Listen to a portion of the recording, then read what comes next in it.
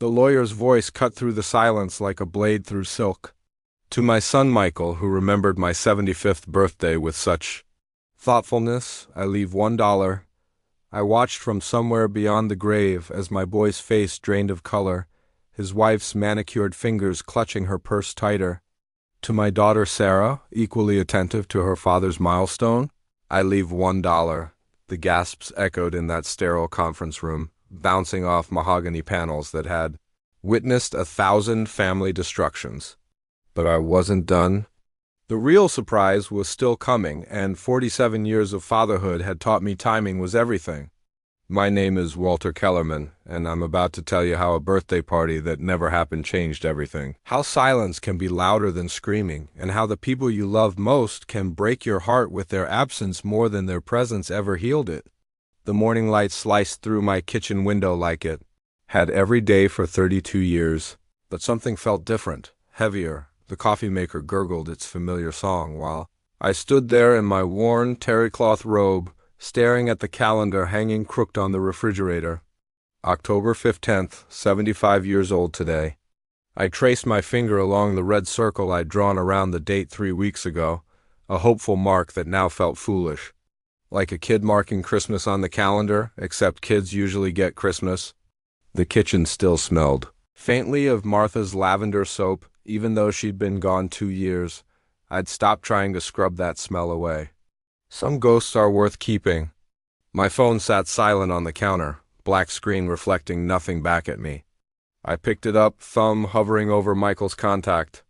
My son, 47 years old, successful software engineer, lived 20 minutes away in one of those gated communities where the lawns look painted green. We talked. When was the last time? 2 months ago, when his air conditioning broke and he needed the name of my repair guy. I set the phone down without calling. The morning stretched ahead like a long, empty highway. I'd taken the day off from the hardware store. First personal day I'd used in 3 years. Figured I'd earned it. 75 years of breathing, 43 years of marriage, 49 years of raising kids, 51 years of working. The numbers felt like weights in my chest. Outside, Mrs. Chun was walking her ancient golden retriever, Benny. The dog moved slower than she did, but they both kept going. I waved through the window. She waved back, pointed at Benny, and made that universal gesture that meant, "He's getting old." I nodded. Weren't we all? The birthday cards from last year were still tucked in my desk drawer. Store-bought sentiment from Michael and Sarah, signed with their names in hurried ink. "Hope your day is special, Dad. Another year of wisdom. The kind of words you write when you've forgotten what the person actually means to you." But this year would be different. I could feel it in my bones, the way you feel weather coming. I showered, shaved with the same Gillette razor I'd used for 15 years, and put on my good shirt. The blue one Martha bought me for Father's Day 2019 still had the crease lines from the package. I'd been saving it for something special. By 10 a.m. I was dressed and waiting. The phone would ring. Sarah would call from Denver, bright and cheery, apologizing for the time difference she never could remember. Michael would text first, then call later when he got a break from whatever crisis was consuming his office this week. 10:30 came and went. 11 o'clock arrived with nothing but the neighbors, leaf blower, and a commercial for reverse mortgage on the TV. At noon, I made myself a sandwich. Ham and Swiss, the way Martha used to make them, with that grainy mustard that cost too much, but tasted like it mattered. I ate standing at the kitchen counter, watching the driveway through the window.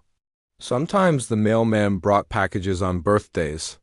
Amazon boxes with last-minute gifts, ordered with the casual efficiency of people who love you but don't think about you. 1 o'clock, nothing. 2 o'clock brought the mail. Bills, grocery store flyers, and a reminder that my car inspection was due. Happy birthday, Walter. I found myself checking my phone every few minutes, making sure the ringer was on, making sure I had signal. Both kids had. My number, hell, I'd had the same number for 28 years. It wasn't like I was hard to find. By 3 o'clock, something cold was settling in my stomach. Not hunger, I couldn't have eaten anyway. This was different. This was the feeling you get when you realize you've been fooling yourself about something important. I called Michael first. It rang 4 times before going to voicemail. His voice, professional and distant. "You've reached Michael Kellerman. Please leave a detailed message, and I'll return your call." I was a client. I was nobody. "Hey, Mike, it's Dad. Just wanted to hear your voice today. Call me back when you get a chance." I hung up feeling smaller. Sarah's phone went straight to voicemail. Didn't even ring. "Hi, this is Sarah. I'm probably chasing kids or buried in laundry, but leave a message and I'll call you back." The enthusiasm in her voice felt like mockery. "Sarah, honey, it's Dad. Give me a call when you get this. Love you." The words tasted like dust. 4 o'clock, 5 o'clock, 6 o'clock. I made dinner for one, opened a beer I'd been saving, sat at the kitchen table where our family used to eat together every night, where we'd celebrated 18 birthdays for Michael, 16 for Sarah, before she moved away for college. The silence was deafening. At 7:30, I did something I hadn't done in years. I drove to Michael's house. The subdivision looked like a movie set. Perfect lawns, perfect driveways, perfect lives, behind perfect windows. Michael's house sat at the end of a cul-de-sac, a colonial with white columns that probably cost more than I'd made in the last 5 years combined. His BMW was in the driveway, so was Lisa's Mercedes. The lights were on in the living room, and I could see movement through the sheer curtains. Normal evening, normal family. Normal people who'd forgotten their father existed. I sat in my truck for 10 minutes, engine running, heat blowing on my face. I could have knocked. Could have stood on that pristine doorstep and reminded them what day it was, but something stopped me. Pride, maybe. Or the growing certainty that walking up to that door would hurt worse than sitting here in the dark. I drove home. At 9 o'clock, I opened my laptop, the old Dell that took 5 minutes to boot up but still worked fine, and did something that surprised even me.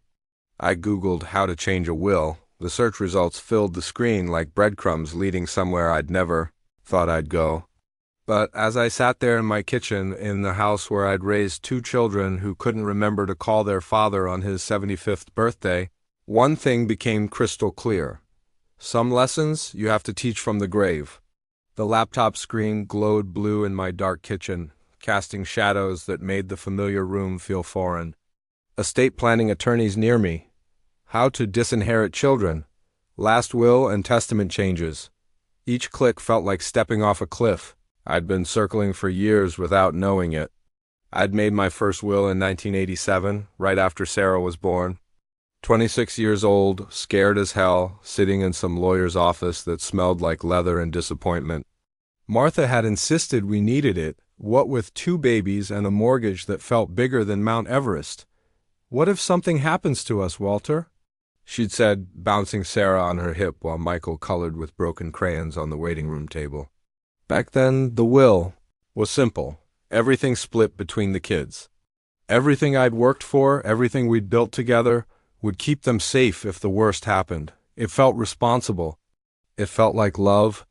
Now, 37 years later, I was discovering that love could curdle into something else entirely.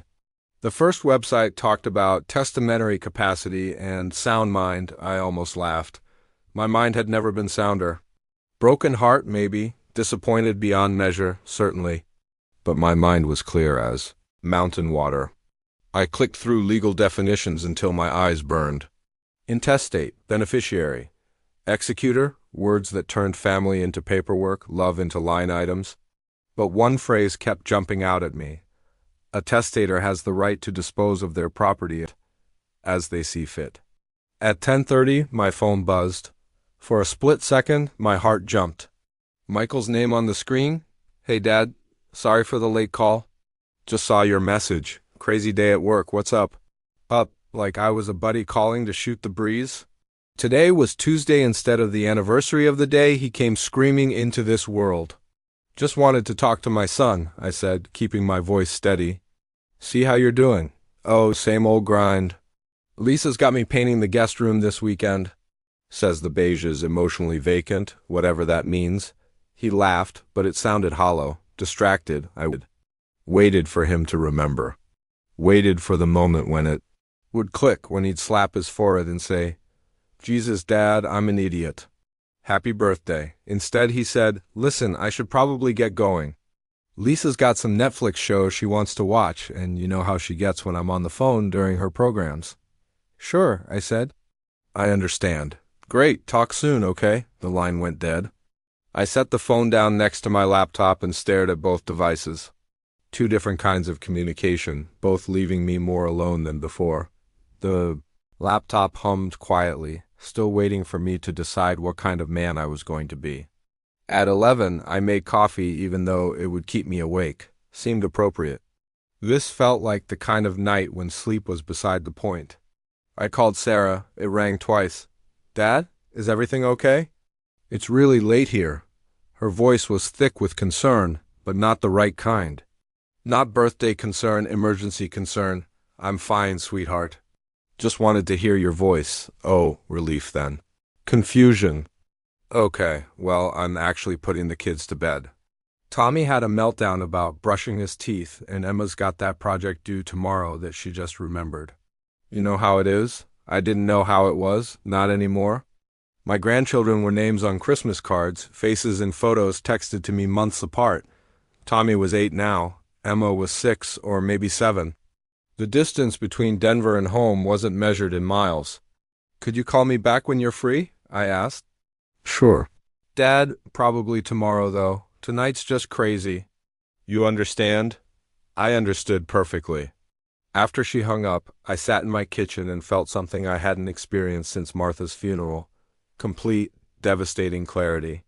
The kind that comes when all your illusions finally crumble at once, leaving you naked in the truth. My children had moved on. They'd built lives that had no real room for their father except in the margins.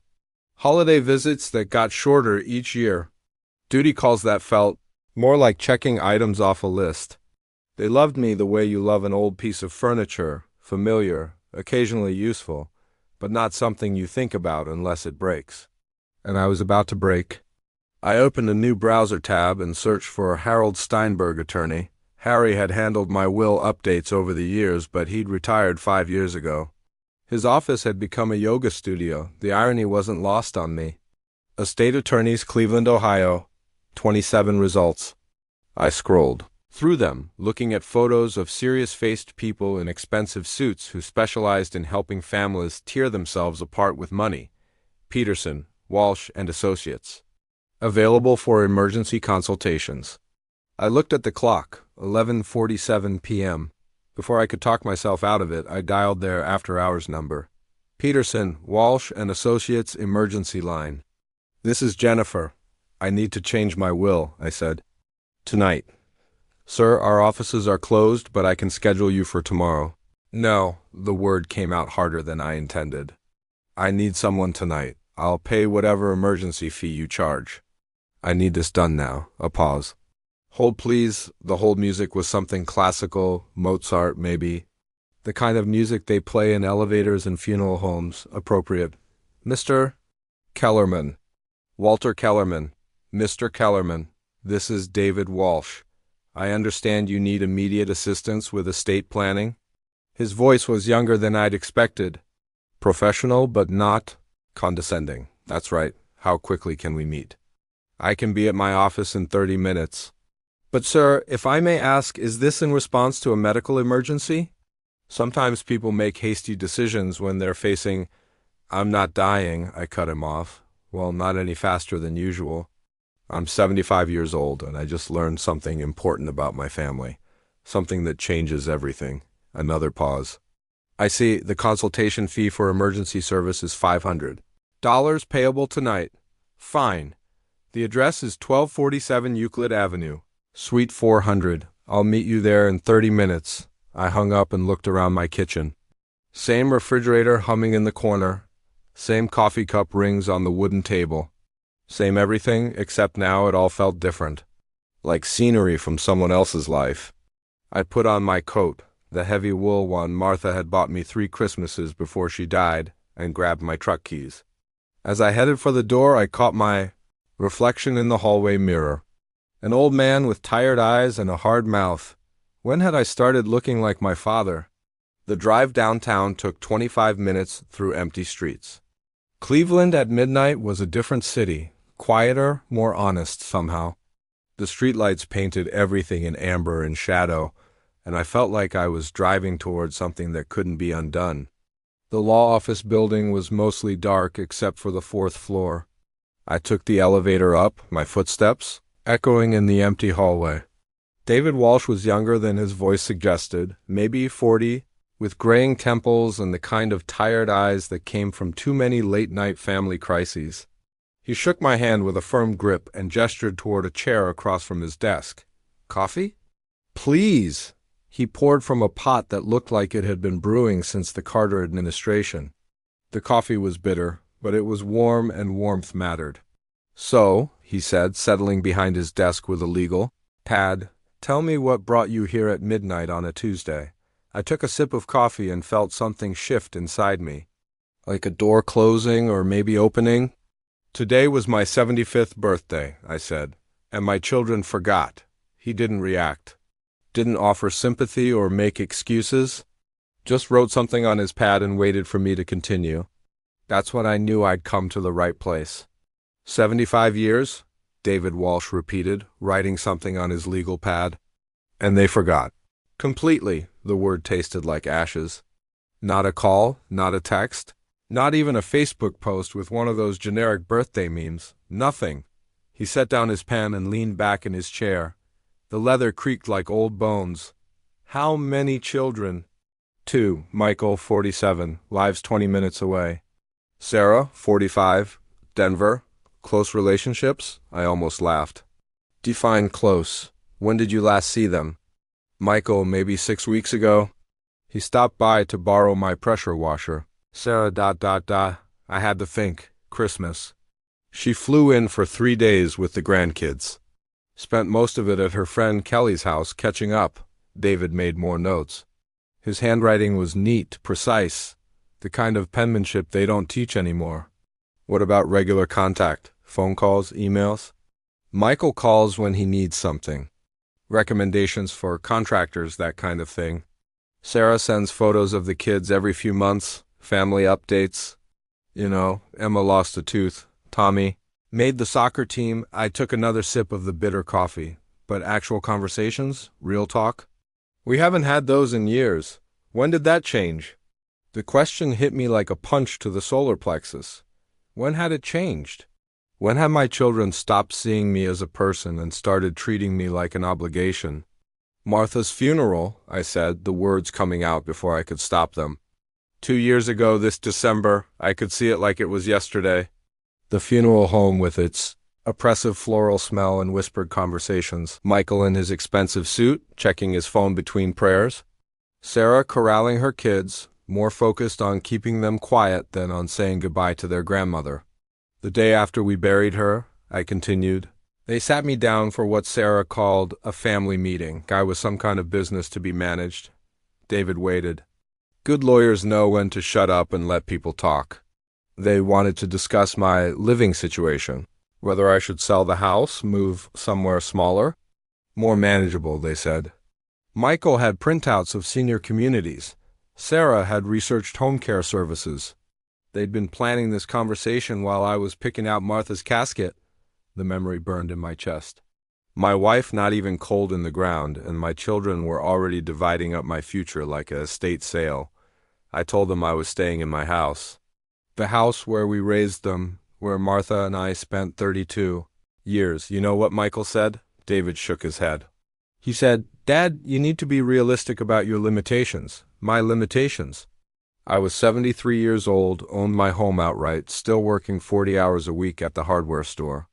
But apparently I had limitations. I stood up and walked to the window.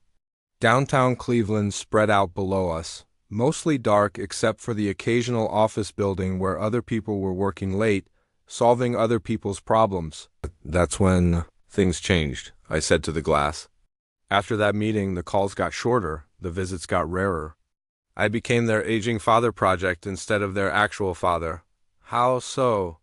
I turned back to him. Have you ever had someone manage you? Talk about you like you're not in the room? Sarah started calling Michael about me instead of calling me. Has Dad gotten his flu shot? Do you think Dad should still be driving? I found out because Michael let it slip one day. David wrote something else. What about holidays, special occasions? Christmas, they come for a few hours. Easter, if it's convenient. Father's Day, I get a card, usually late. I sat back down. But birthdays used to matter. The truth was, birthdays had always been sacred in our family. Martha made sure of it. Even when money was tight, even when we were living paycheck to paycheck, birthdays were special. Homemade cake, thoughtful gifts, the whole day centered around making someone feel loved. I remember Sarah's 16th birthday, I said. 1,995. We couldn't afford much, but she wanted this specific jewelry box she'd seen at the mall. $75, which might as well have been $75,000. I worked overtime for 6 weeks, fixing furnaces on weekends, anything to make that money. David's pen had stopped moving. He was listening like lawyers rarely do, with his whole attention. The morning of her birthday, I put that jewelry box on the kitchen table with a note that sighed, "For our princess, who deserves beautiful things," she cried, happy tears. Hugged me so tight I thought she'd crack my ribs. The memory felt like looking at someone else's life. Today she couldn't remember to send a text. And Michael? Michael's 21st birthday, I took him to his first real bar, just the two of us. Bought him his first legal beer and told him how proud I was of the man he'd become. We talked until closing time about everything, his job prospects, his girlfriend, his dreams. He told me I was his hero. The word hung in the air like smoke. When did you last feel like anyone's hero, Mr. Kellerman? It was a simple question that cut right to the bone. I can't remember. David set down his pen entirely. What kind of will do you have now? Standard stuff. Everything split 50-50 between Michael and Sarah. The house, my retirement account, my life insurance, some investments. Probably worth about $400,000 total. That's substantial. 43 years of marriage, 51 years of working. Martha and I never took fancy vacations, never bought new cars until the old ones died. We saved everything for the kids' college, for their weddings, for their futures. Did they know that? Another punch to the gut. I don't think they ever thought about it. Why would they? It was just always there when they needed it. Michael's student loans, we paid them off when he graduated. Sarah's wedding, $28,000. Michael's down payment on his first house, we gave him $30,000. Gifts? We called them gifts. Never expected anything back except ... I trailed off. Except what? Except them to remember we existed. David picked up his pen again. What do you want to do? The question I'd been avoiding all night. What did I want to do? Part of me wanted to go home, pretend this conversation never happened, go back to being the forgotten father who sent birthday cards to children who couldn't return the favor. But a bigger part, the part that had been growing all day like a tumor of disappointment, wanted something else entirely. I want them to understand what they lost, I said. Not my money, me. There are different ways to structure that message. Tell me. David opened a desk drawer and pulled out a thick folder. We could create a charitable trust. Leave the bulk of your estate to organizations you care about. Your children would receive nominal amounts, enough to make the point, but not enough to change their lives. Nominal amounts? $1 each is common. It ensures they can't contest the will by claiming they were accidentally omitted, $1 each. For two people who'd forgotten their father's 75th birthday, it felt almost generous. What kind of charities? What matters to you, Mr. Kellerman? I thought about the hardware store where I'd worked for 15 years, about the customers who came in lost and left knowing how to fix something, about the satisfaction of helping people solve problems with their hands. There's a trade school downtown, I said slowly. Cleveland Institute of Technology. Trains kids for real jobs, plumbing, electrical work, carpentry. Good jobs that can't be outsourced. You could establish a scholarship fund. The Walter Kellerman Memorial Scholarship for Skilled Trades Memorial, like I was already dead. Maybe I was in all the ways that mattered to my children. How long would this take? David checked his watch. If you're certain about this decision, I can have the documents ready by tomorrow evening. We'd need 2 witnesses for the signing. I'm certain. The words came out steady, final. like closing a door I'd been holding open for years. "Mr. Kellerman," David said, his voice gentle but professional, "I have to ask. Have you considered talking to your children about how you feel before taking this step?" I looked at him across the desk.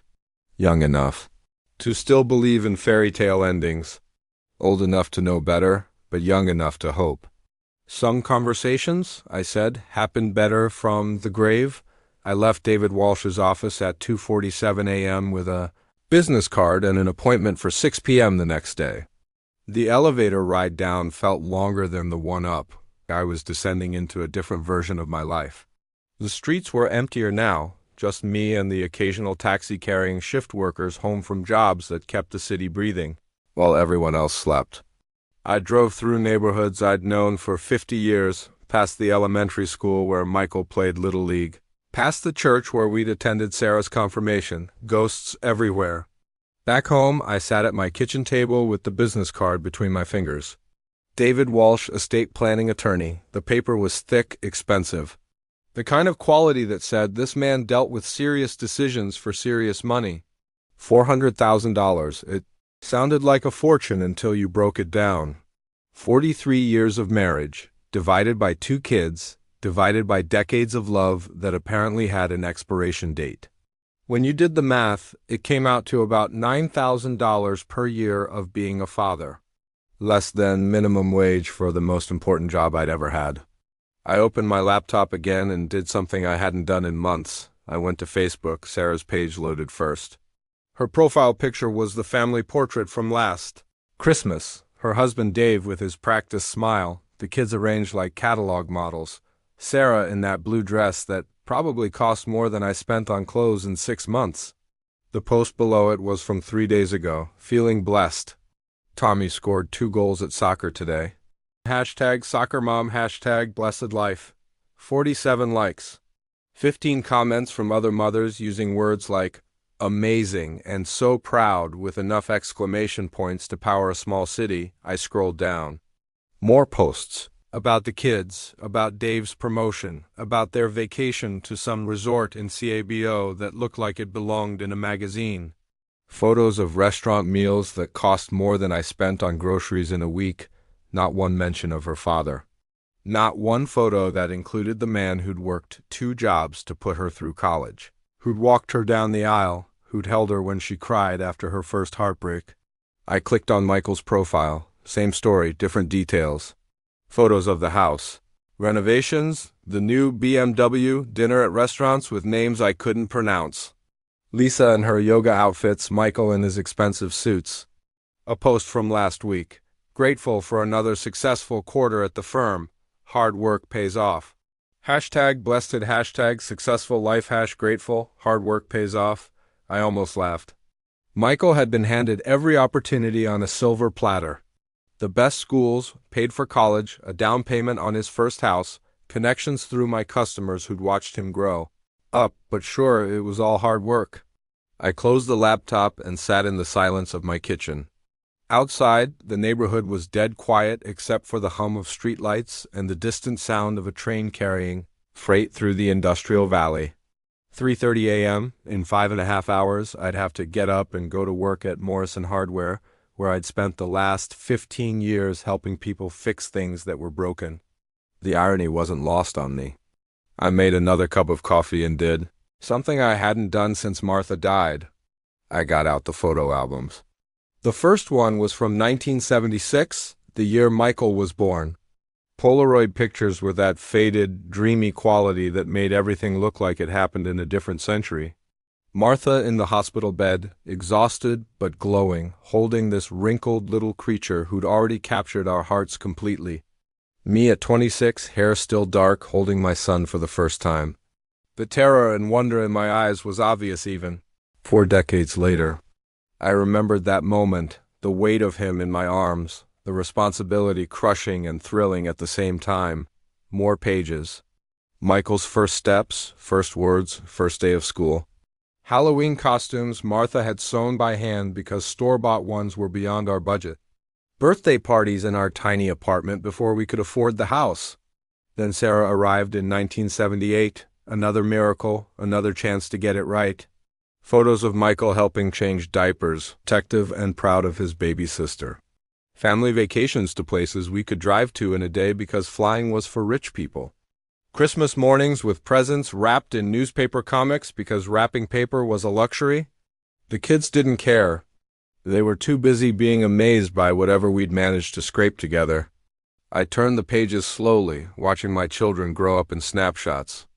Little League games where I coached Michael's team after working 10-hour days.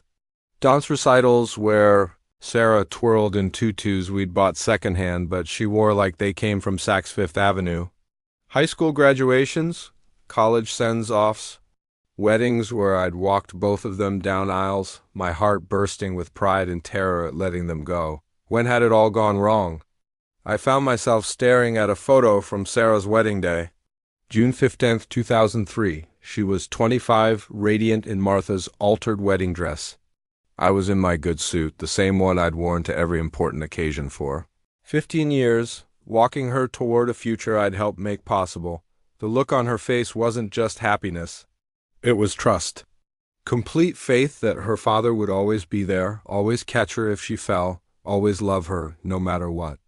I'd kept that promise. She'd broken hers. The next album was more recent.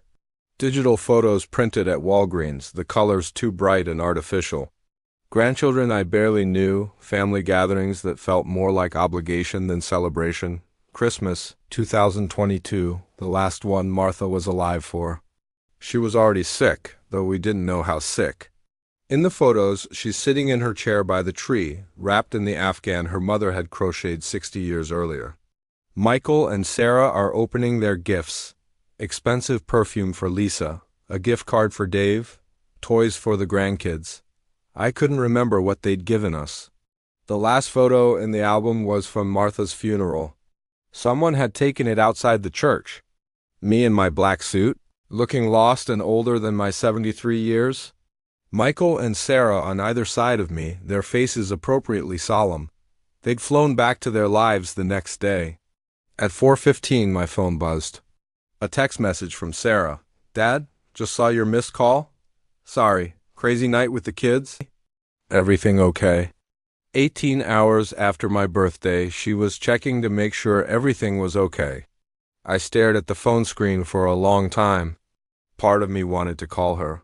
Wake her up, tell her exactly how not okay everything was. Make her understand what day it had been, what it meant that she'd forgotten. Instead, I typed back. Everything's fine. Talk soon. I hit send and immediately hated myself for the lie. At 5 a.m., I gave up pretending I was going to sleep. I showered, made breakfast I couldn't taste, and got dressed for work. The drive to Morrison Hardware took 12 minutes through streets that were starting to wake up. Joe Morrison was already there, unlocking the front door. He'd owned the store for 30 years, inherited it from his father who'd started it in 1952, 3 generations of fixing other people's problems. You're early, he said, holding the door for me. Couldn't sleep. Joe nodded like that explained everything. He was good that way, understood that sometimes people needed to work instead of think. The morning passed in the familiar rhythm of retail.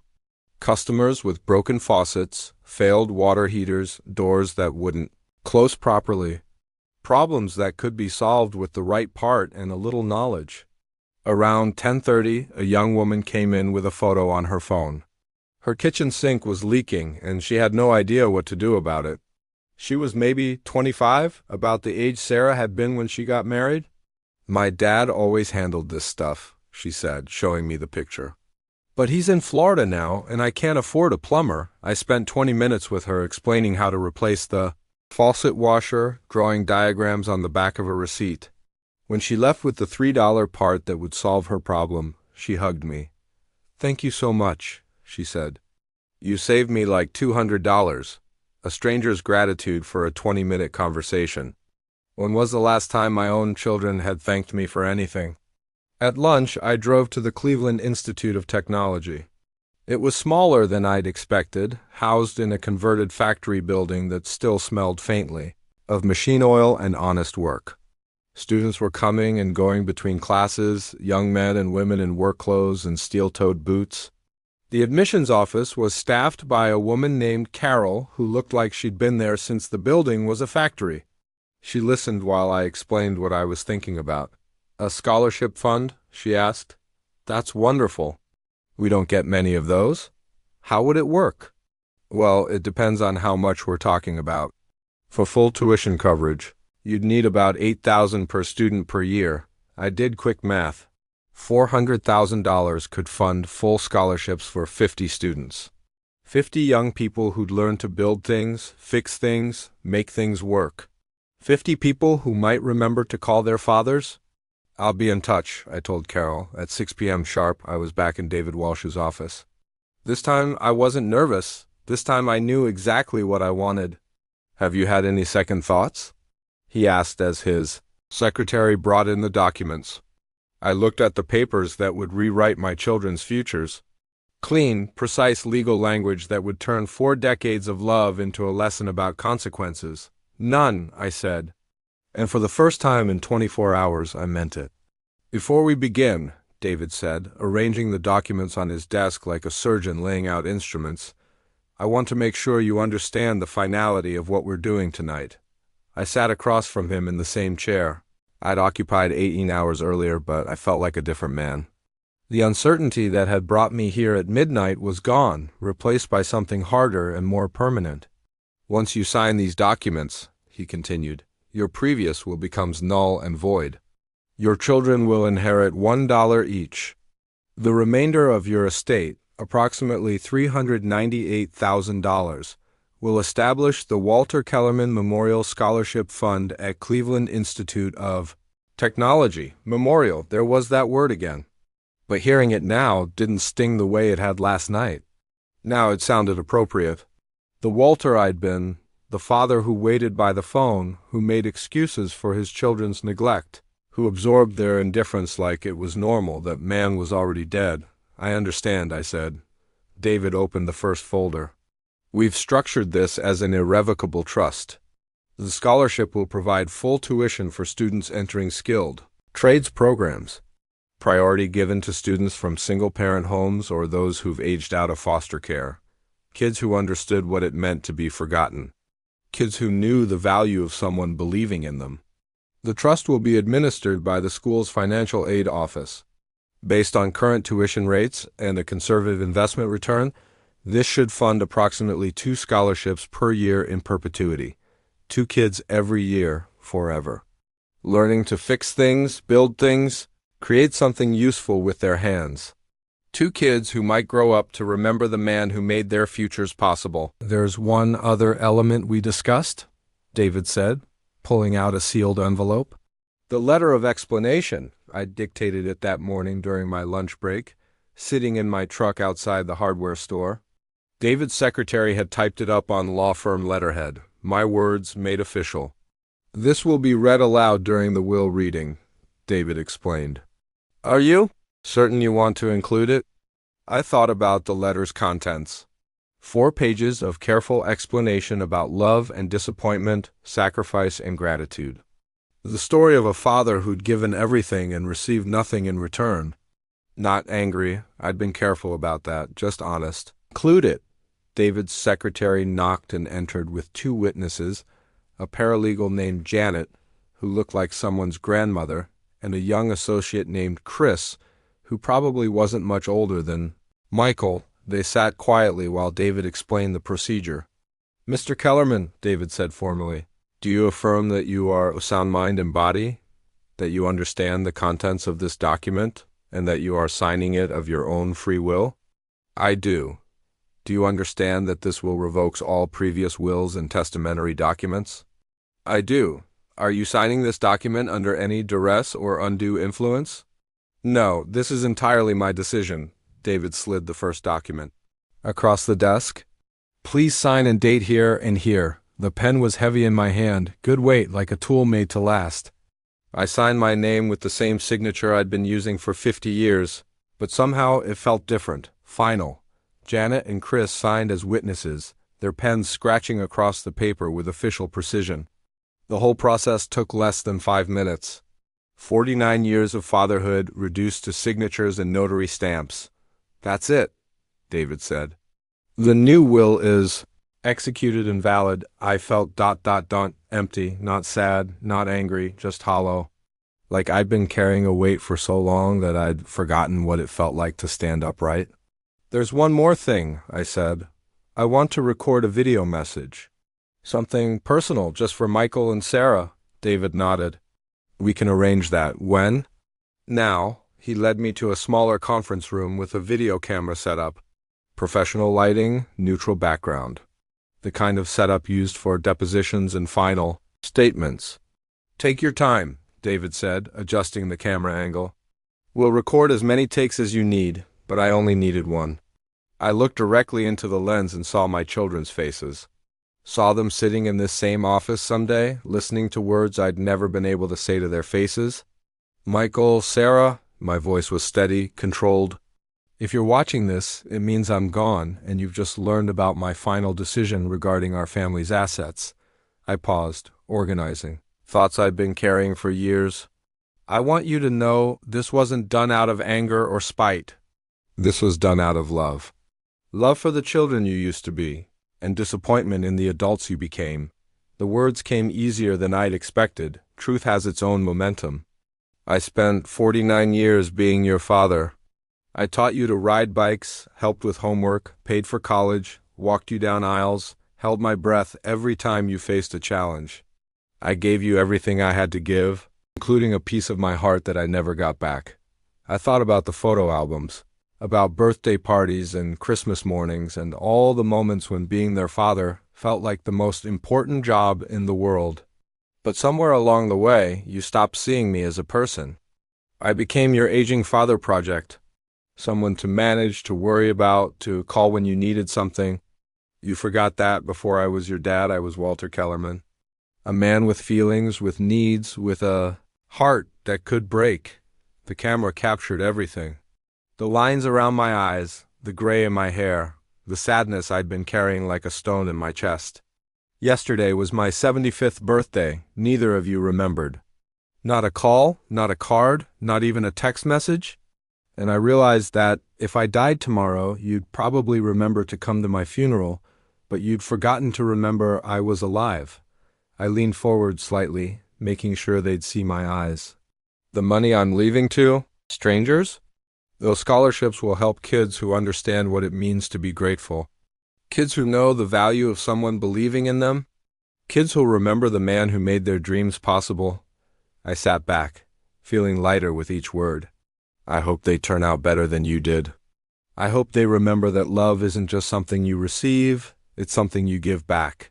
I looked into the camera for a long moment, memorizing this feeling of finally saying what needed to be said. I loved you both more than my own life. I just wish you'd loved me back while it mattered. David stopped recording. The room was quiet except for the hum of air conditioning and the distant sound of traffic. That was perfect, he said softly. One take, I nodded. I felt like I'd just finished a job that had taken 75 years to complete. Outside, Cleveland was settling into evening. Rush hour traffic carrying people home to families who might or might not be happy to see them. I drove through neighborhoods where porch lights were coming on, where dinner was being made, where children were doing homework at kitchen tables while their parents helped them with problems they couldn't solve alone. I stopped at the grocery store and bought ingredients for Martha's pot roast recipe, the one I hadn't made since she died because it served 6 and I was only 1. Tonight, that didn't matter. Tonight, I wanted to cook something that required time and attention. Something that would fill the house with the smell of home. At the checkout, the cashier was a kid maybe 20 years old with tired eyes and careful hands. He bagged my groceries like they mattered. "Have a good evening, sir," he said. "You too, son." The word came out naturally. The way it used to when Michael and Sarah were young and every interaction was an opportunity to teach them something about treating people with respect. Driving home, I passed Michael's subdivision. The entrance was lit up like a shopping, all those perfect houses glowing behind their security gates. I could have turned in, could have driven to his door one more time, could have told him what I'd done, given him a chance to react, to apologize, to try to fix what couldn't be fixed. Instead, I drove past. Some gifts you only discover after the giver is gone. Back home, I seasoned the roast and put it in the oven. Set the timer for 3 hours. Opened a beer and sat at my kitchen table, listening to the house settle around me. My phone sat silent on the counter. No missed calls, no urgent texts from children who'd suddenly remembered their father existed. Just silence, which was honest in a way their words had never been. At 8:30, my doorbell rang. I looked through the peephole and felt my heart stop. Michael was standing on my front porch, holding a small wrapped box and wearing an expression I hadn't seen since he was a child caught in a lie. He'd remembered. 26 hours late, but he'd remembered. I stood at the peephole for 30 seconds, watching my son shift his weight from foot to foot like he used to do when he was 7 and needed to use the bathroom, but didn't want to interrupt the grown-ups talking. The small wrapped box in his hands was wrapped in paper I recognized, the expensive stuff Lisa bought in bulk from some boutique shop. Perfect corners, precise folds, a bow that probably cost more than my entire grocery bill. I opened the door. "Dad," Michael's voice cracked slightly. On the word. I'm sorry he'd missed dinner instead of missing my birthday entirely. "Come in," I said, stepping aside. He walked into my living room like he was entering a museum. Everything the same as it had been 6 weeks ago when he'd borrowed my pressure washer, but somehow foreign to him now. His eyes moved across the furniture Martha and I had collected over 32 years of marriage, the couch we'd bought on sale in 1998, the coffee table I'd built myself. In the garage, the family photos that chronicled a history he'd apparently forgotten. "Can I get you something to drink?" I asked, falling back on the politeness that fills spaces when love isn't enough. "No, I'm good." He sat on the edge of the couch, still holding the wrapped box. "Dad, Jesus, how do I say this?" I sat in my chair. Martha's old spot on the couch still felt like trespassing, even 2 years later, and waited. "Lisa reminded me this morning," he said, the words tumbling out like confession. "She was looking at her calendar, planning some dinner party thing, and she saw your birthday marked there, from last year. She asked if I'd called you yet." Of course, Lisa had remembered. A woman who'd known me for 15 years, who saw me maybe 6 times a year, who'd never particularly liked me because I represented a part of Michael's life that existed before her influence. She'd remembered when my own son forgot. I felt like, he rubbed his face with his free hand. I felt like the worst person in the world, but not bad enough to call yesterday. Not bad enough to drive over here when he realized. Bad enough to buy a gift and show up 26 hours late with an explanation that put the responsibility on his wife. "It's okay," I said, and immediately hated myself for the lie. "No, it's not okay." Michael looked up at me with eyes that carried genuine pain. "It's your 75th birthday, Dad. That's huge, and I forgot." I completely fucking forgot. The profanity sounded strange in my living room. Michael rarely cursed around me. He was still the 8-year-old who'd get his mouth washed out with soap for saying damn. "I brought you something," he said, holding out the box. "I know it doesn't make up for anything, but docs." It was heavier than it looked, substantial.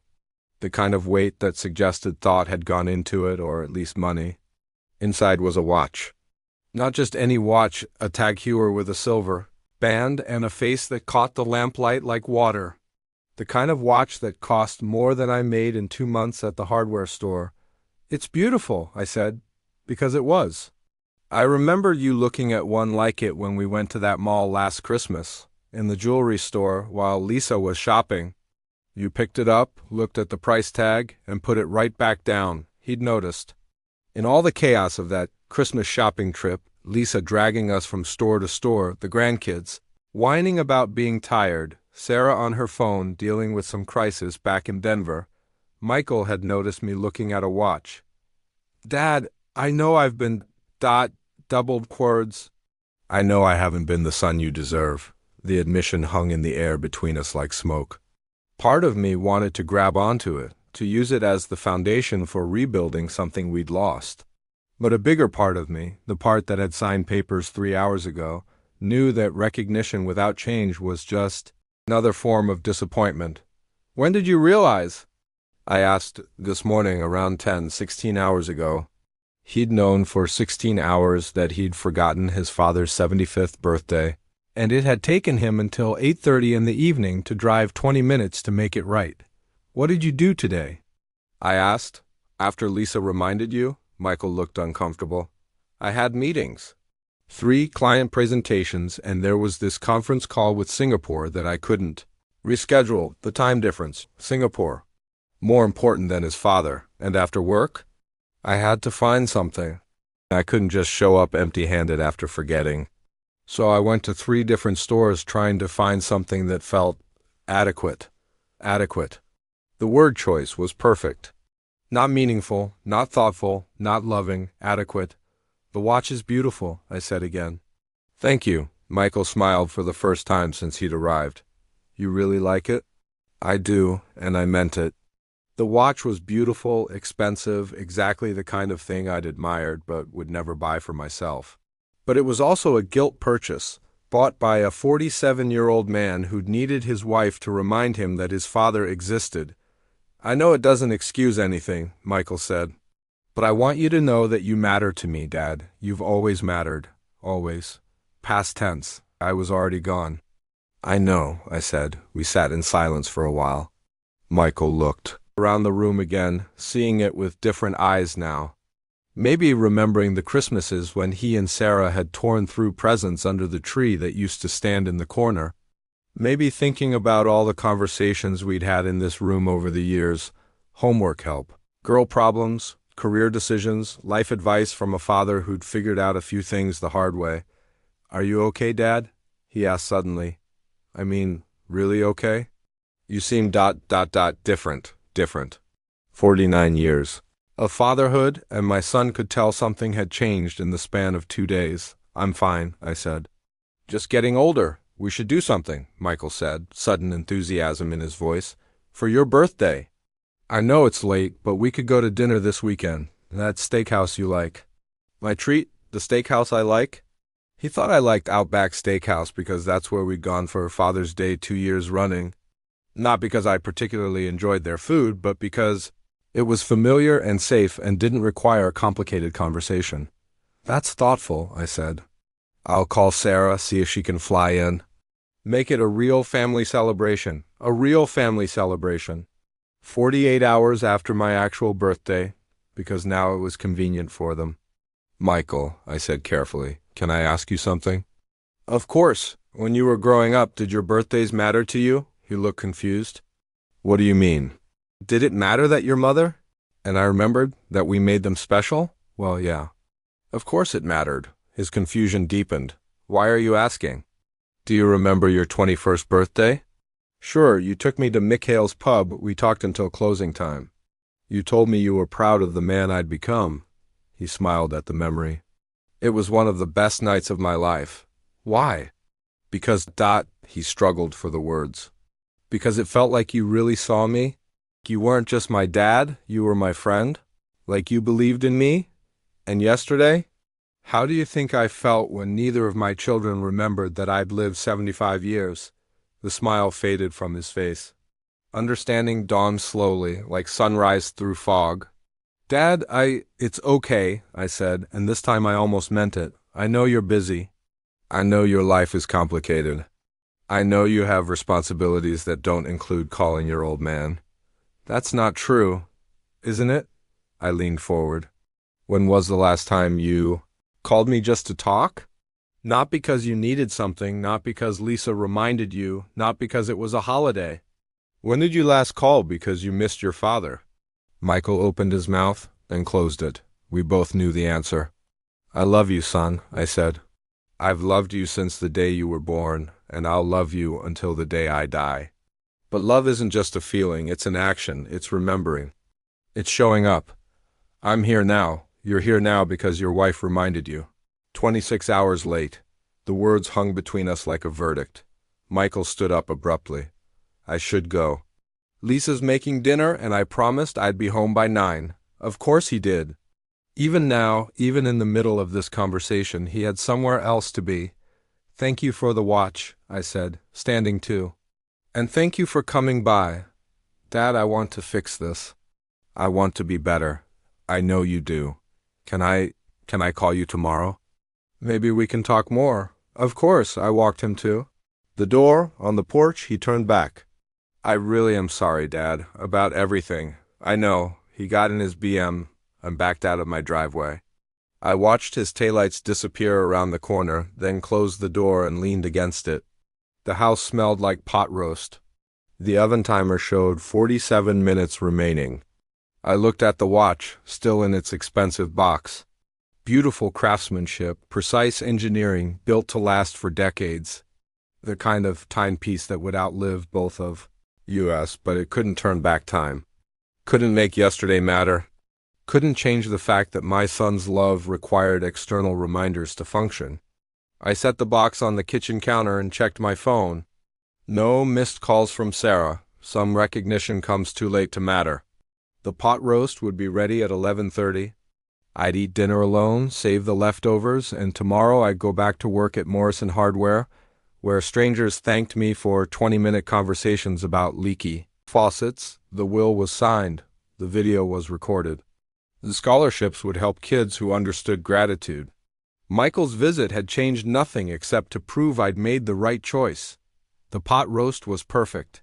Tender enough to cut with a fork, the vegetables soft and savory, the gravy rich with 40 years of muscle memory. I ate it alone at my kitchen table, the Tad Heuer watch sitting in its box beside my plate like an expensive paperweight. Martha's recipe served 6. I'd made the whole thing anyway, some stubborn part of me refusing to scale down love to fit loneliness. The leftovers would last me a week, which felt appropriate. A birthday meal stretched out like everything else in my life now, too much for one person, not enough for the family it was meant to feed. At 11:40, my phone rang, Sarah's name on the screen. I let it ring 3 times before answering. Dad? Thank God you picked up. I tried calling earlier, but it went straight to voicemail. Lies came so easily to my children. My phone had been on all evening. No missed calls, no voicemails. Just the silence I'd grown accustomed to. I'm here, I said. Dad, I feel terrible. Michael called me an hour ago and told me what happened. About your birthday, about how we both... Her voice broke convincingly. How could we forget? How indeed? 75 years of life, 45 years of being her father, and it had simply slipped her mind. It's okay, sweetheart. No, it's not okay. It's horrible. I'm the worst daughter in the world. The tears in her voice sounded genuine. Maybe they were. I've been so wrapped up in Tommy's soccer schedule and Emma's school project and Dave's work situation that I lost track. Like my birthday was a bill that slipped through the cracks. Michael said he went over there tonight. I wish I could be there too, but with the kids and work tomorrow. She trailed off, waiting for me to absolve her of the geography that kept her in Denver. I understand. I'm going to make this up to you, Dad. I promise. I'm looking at flights right now. Maybe I can come for Thanksgiving early, bring the kids, make it special. Thanksgiving was 6 weeks away. She'd make up for forgetting my 75th birthday by moving Thanksgiving up by a week, as if holidays were interchangeable, as if the specific day I was born mattered less than her convenience. That's thoughtful, I said. I love you so much, Dad. You know that, right? I know. I don't say it enough, but you mean everything to me. You're the strongest man I know, the strongest man she knew. Her father, reduced to a character trait. Strong enough to carry her neglect without complaining, strong enough to understand when she was too busy to remember he existed. I love you too, Sarah. Tell me about your birthday. What did you do? Please tell me you didn't spend it alone. What did I do? I waited. I hoped. I learned that love without reciprocation is just another word for suffering. I rewrote my will and recorded a video message that would shatter her world someday. I had a quiet day, I said. Went to work, came home, made dinner. That's so sad. She was crying now, real tears for imaginary guilt. You should have called me. You should have reminded us. Should have reminded them. It was my job to manage their love for me, to schedule their attention, to make appointments for affection. It's not your responsibility to remember my birthday, Dad. It's mine, and I failed. Finally, something true. I'm going to do better, she continued. We both are. Michael said the same thing. We've been taking you for granted, and that stops now, taking me for granted. As if I were a utility they'd forgotten to pay, a service they'd assumed would always be there. Dad, are you okay? You sound different? The same word Michael had used. Apparently, signing away their inheritance had changed something fundamental in my voice. I'm fine. Just tired. You work too hard. You should think about retiring, maybe moving somewhere warmer, Florida, maybe, or Arizona, somewhere you could enjoy myself. Alone in a retirement community full of other people whose children had solved the problem of aging parents by moving them somewhere. Convenient to forget. I like Cleveland, I said. But Dad, the winters are so hard on you. And that house is too big for one person. You could sell it, get something smaller, closer to double, quoth she. Paused, realizing she'd been about to suggest moving closer to Michael, who lived 20 minutes away and still couldn't remember birthdays. The house is fine, I said. I just worry about you. We both do. You're all alone in that big house with all those memories. Worried. Past tense, conditional tense. The kind of worry that happened in conference calls between siblings, not in actual contact with the person they were worried about. I'm not alone, I said. I have my memories. But that's just it, Dad. Memories aren't enough. You need people. You need family? I almost laughed. Family? 2 children who forgot my birthday, who called when guilt compelled them, who worried about me in theoretical conversations but couldn't be bothered to pick up the phone on ordinary Tuesdays. I need to get some sleep, I said. Of course, I'm sorry for calling so late. I needed to hear your voice. I needed you to know how sorry I am. I know. I'll call you this weekend to talk more, maybe plan that visit, the visit that would happen when it was convenient for her. The visit that would require her taking time off work, arranging childcare, coordinating with Dave's schedule. The visit that would cost more in planning than it was worth. That sounds nice. I love you, Dad, so much. I love you too, sweetheart. The line went dead.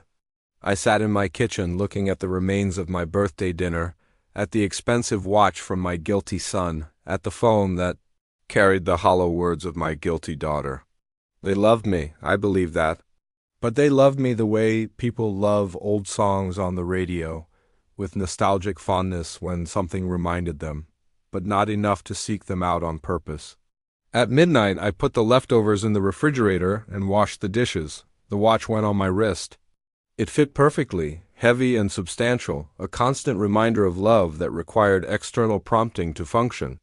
I walked through my house, turning off lights, checking locks, following the routine Martha and I had established 32 years ago. In the bedroom, I sat on the edge of the bed and opened the drawer where I kept the important papers. The deed to the house, Martha's death certificate, my birth certificate yellowed with age, and now a business card from David Walsh, estate planning attorney. Tomorrow was Thursday. In 3 days, I'd work my regular shift at Morrison Hardware. Next week, I'd help customers fix broken faucets and squeaky hinges. Next month, I'd probably get a phone call from Michael or Sarah, checking in, managing their aging father project. But everything had changed. The weight of the watch on my wrist reminded me with every heartbeat, tick, tick, tag, moving forward toward a moment when my children would sit in David Walsh's office and learn what love looks like when it finally runs out of patience. I thought about the video message I'd recorded. 4 minutes and 37 seconds of truth. They'd never heard while I was alive to say it. Words that would echo in their minds long after my voice was silenced. In the bathroom mirror, I looked older than 75. The face staring back at me belonged to a man who carried disappointment for so long it had become part of his bone structure. But there was something else there now. Something I hadn't seen in years. Peace. The kind of peace that comes from finally stopping the fight you can't win. I brushed my teeth with the electric toothbrush Sarah had given me last Christmas. For your dental health, Dad, she'd said, like oral hygiene was the key to happiness.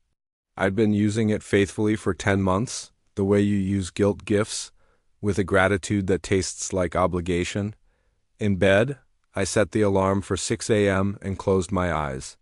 For the first time in 2 years, I didn't lie awake listening to the empty house echo with the ghosts of family dinners and birthday parties and Christmas mornings when my children still believed their father was the most important man in the world. Instead, I slept the deep, dreamless sleep of a man who'd finally stopped waiting for his phone to ring. Somewhere in the darkness, the tag hewer kept perfect time, counting down the moments toward a revelation that would change everything for the two people who'd given me the gift of their absence. Some lessons can only be learned from the grave. But first, you have to have the courage to die to the person you used to be. 15 months later, I sat in the back row of Davidson Funeral Home, watching my own service through eyes that no longer needed to blink.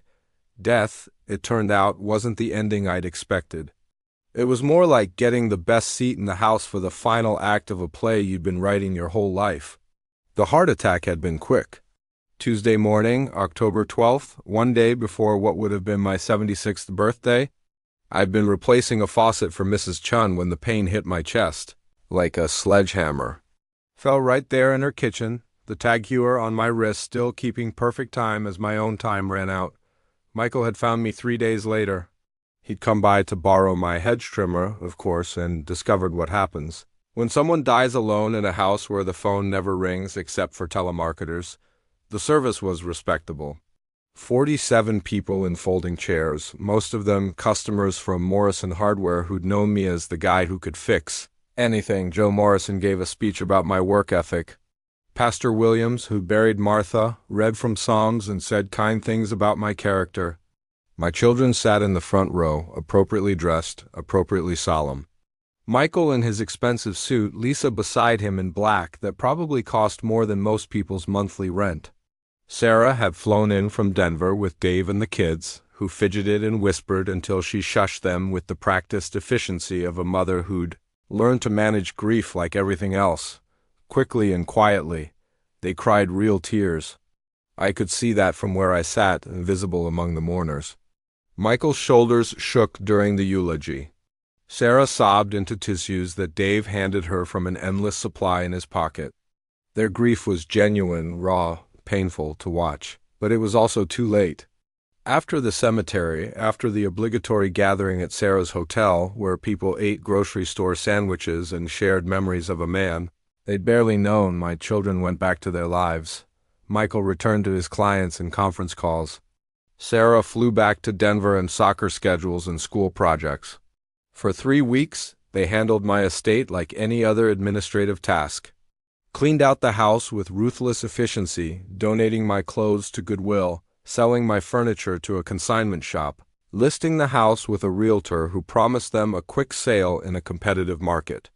They found the tag hewer in my jewelry box and decided Michael should keep it. "Dad would want you to have it," Sarah said, as if she'd known what I wanted about anything. The will reading was scheduled for November 15th, exactly 1 month after my funeral. "Standard procedure," David Walsh explained.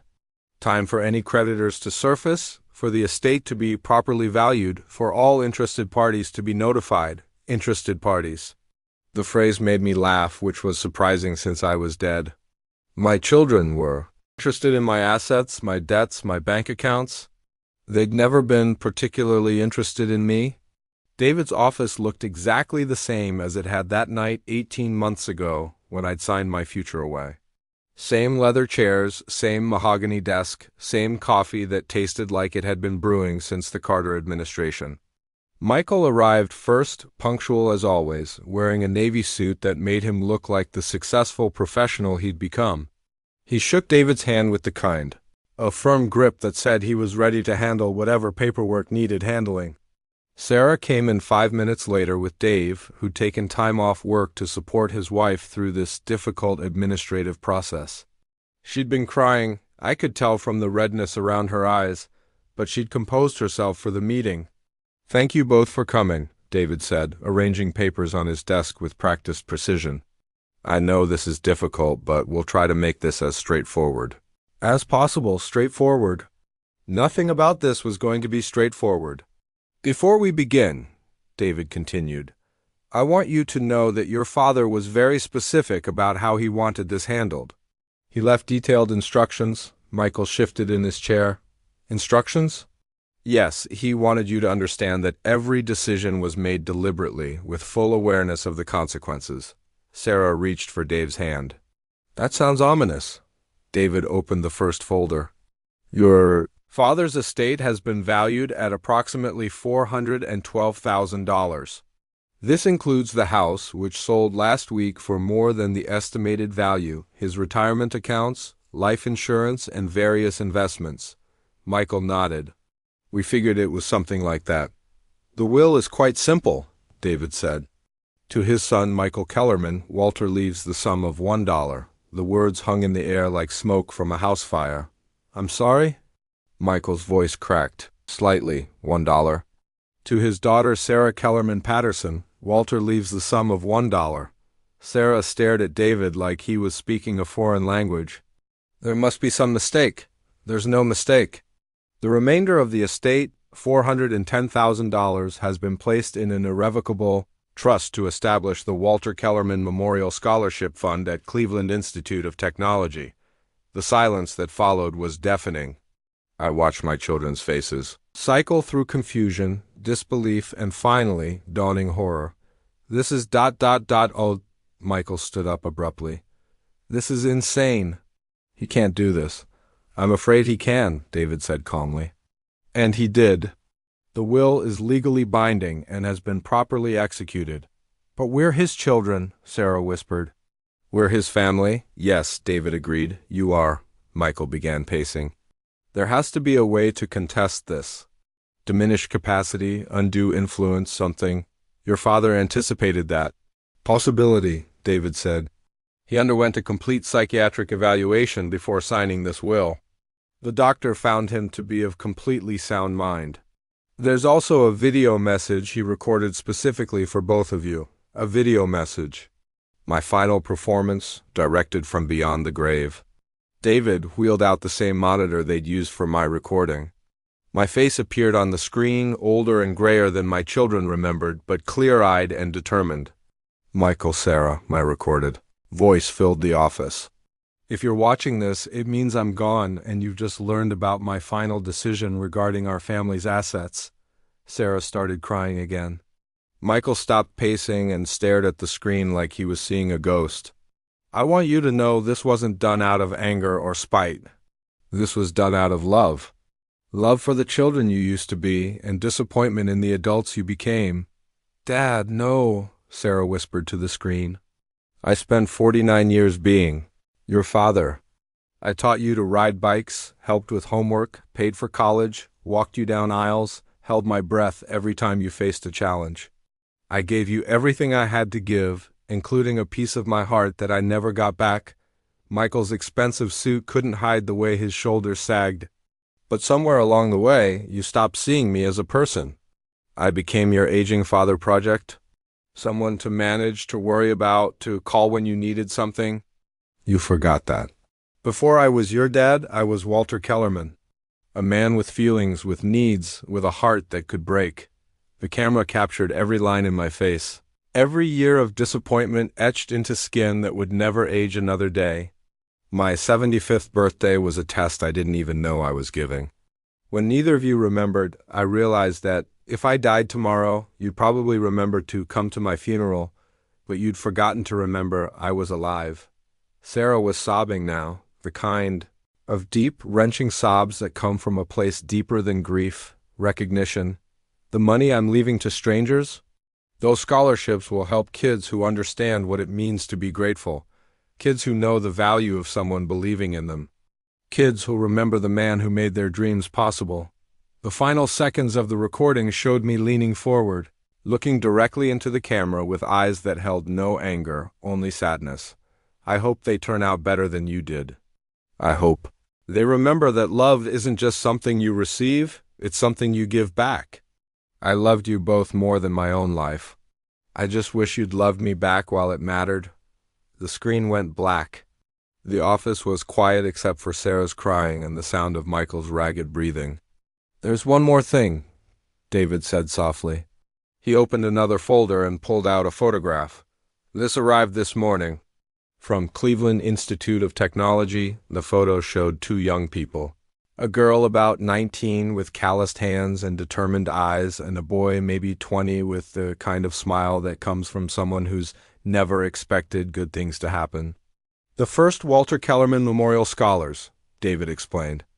Jennifer Martinez, studying electrical work. Tommy Chun, studying plumbing. Both from foster care, both working part-time jobs to survive. Both now able to focus on their studies thanks to your father's gift. Michael stared at the photo. Tommy Chun? Mrs. Chun's grandson. Your father had been helping him with his applications, Mrs. Chun, the neighbor with the old golden retriever who'd waved at me through kitchen windows. The woman whose faucet I'd been fixing when my heart finally broke completely. He knew them, Sarah said through her tears. He actually knew them. Your father spent his final months getting to know the students who would benefit from his decision, David said. He wanted to make sure his money would go to people who understood gratitude. My children left David's office with two $1 bills and the weight of understanding what they'd lost. Not money, they both had plenty of that. They'd lost the knowledge that their father had died knowing he was loved. From my invisible seat in the back of the room, I watched them walk out into a November afternoon that would never feel warm again. They'd go back to their lives, their jobs, their families, but they'd carry this lesson forever. Some gifts can only be given from the grave. Some love can only be understood after it's gone. The Walter Kellerman Memorial Scholarship Fund would help dozens of young people over the decades. Kids who'd learn trades, build careers, create families of their own. Kids who'd remember to call their fathers on important days. And just sometimes they'd think about the old man who believed in them when their own children had forgotten he existed. That was worth more than $400,000. That was worth everything.